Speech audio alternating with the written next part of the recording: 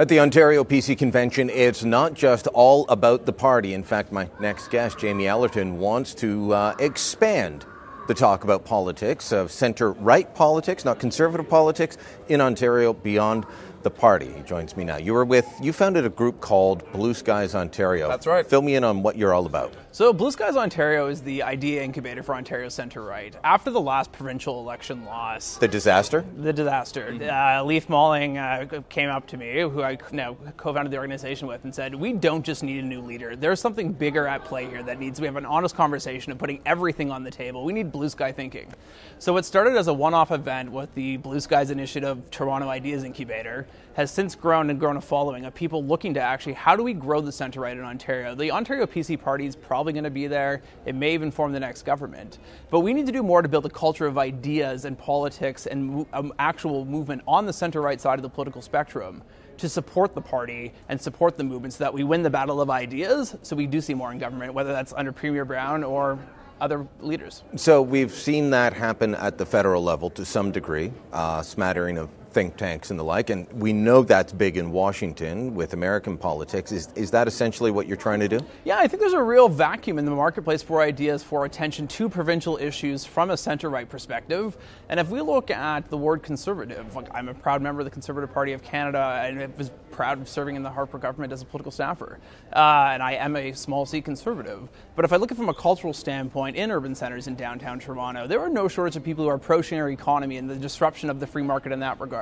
There are no shortage of people who are younger who would like to combat liquor laws and kind of get rid of the nanny state in that kind of regard. But the second they hear the word conservative, they think Jon Stewart and it gets lampooned and they don't want to be associated with it. So we're hugging the ambiguity that is centre-right, and I think that is a spectrum, and not everyone's going to agree with it. But if you look at how Dwight Duncan's talking now on the fiscal issues, like where was that when he was in office? We would love to have him come to a Blue Skies Ontario event and talk about the need for fiscal reform in Ontario and getting us onto a path of sustainability.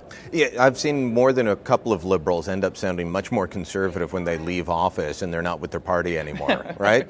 So there's a shrewdness to the way Liberals in Canada practice their politics that makes them so effective. Do you think that young people, millennials in particular, are just turned off of the word conservative? Is that it? Yeah, I really do think there's a branding issue there, and I think the party has failed to kind of instill at a younger age on campus and throughout the civil society as to what conservatism is, and we're not filling that vacuum, our opponents are. What would centre-right policies be then? You've mentioned liquor laws, you've mentioned, before we went on camera, you were talking about things like the sharing economy, Uber, I'm guessing Airbnb, things like that. These are things people use because they like, but regulators want to shut down. Yeah, so I think if you look at even how Airbnb and Uber talk, in their early days, they were all banging their fists, disrupting, and kind of really like bull in a china shop. As now you've seen those companies mature, they've started with more. They've talked to consultants, they've moderated their language, and they're a little less confrontational as they look to now firmly establish. And now they have that foothold and know they have public support. They're now looking to get the regulatory side so they continue to operate. What can we as a centre-right movement do to continue to enable disruptors in the future and grow that? The centre-right to me is what free market on the economic sense of stuff, but also individual freedom. I think there's definitely a place for thoughtful social conservatism on the right, but kind of the bombastic stuff you're seeing in the Republican primaries, I don't think that flies in Canada, and I don't think it's constructive from an actual solution standpoint in the marketplace of ideas. And if you're young and urban, you kind of are probably indifferent to most things. You probably don't spend much time thinking about what would typically be associated with social conservative issues, and we want to speak to that audience and bring them into our electoral coalition so we can see more political success here in the province. Well, I was going to say, can you actually be a conservative or a centre-right person in somewhere like downtown Toronto, or absolutely? But Brian, I think if you look at hold on. Let me finish. Is that quite often what we've seen in the past with people that are downtown Toronto? They say, "Well, I'm a conservative," but they will push the progressive conservative side so much, like Margaret Thatcher once famously said, "Too much of the former, not enough of the latter."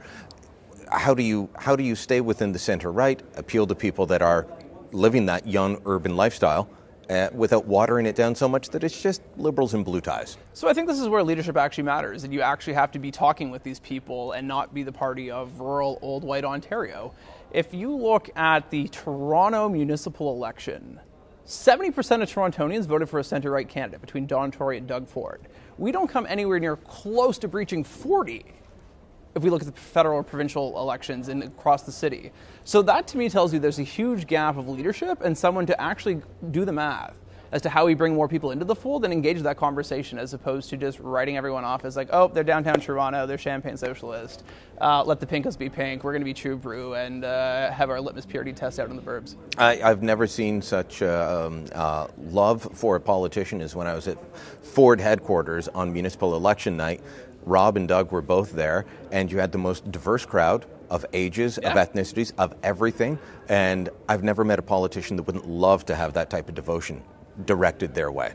Absolutely, and I think it's easy when you look at politics to see your side and kind of dismiss the other. When you actually start to understand different factions or different political movements and actually see what motivates them, where they're coming from, that's when you can say, Ford Nation tapped into a very real, genuine, legitimate voter sentiment, and they continue to have support for that regard. So rather than write them off as being the great unwashed, speak to them, talk with them, offer solutions, and show them the path as to how, when you stitch these things together, you can build more prosperity and opportunity by getting government out of the way. All right, how can we find out more about Blue Skies Ontario? Blue Skies Ontario is blueskiesontario.ca. We've just recently launched a podcast that you can subscribe to on iTunes and SoundCloud, and we're on Twitter, Blue Skies ON. All right, James, thanks so much. Thanks, Brian.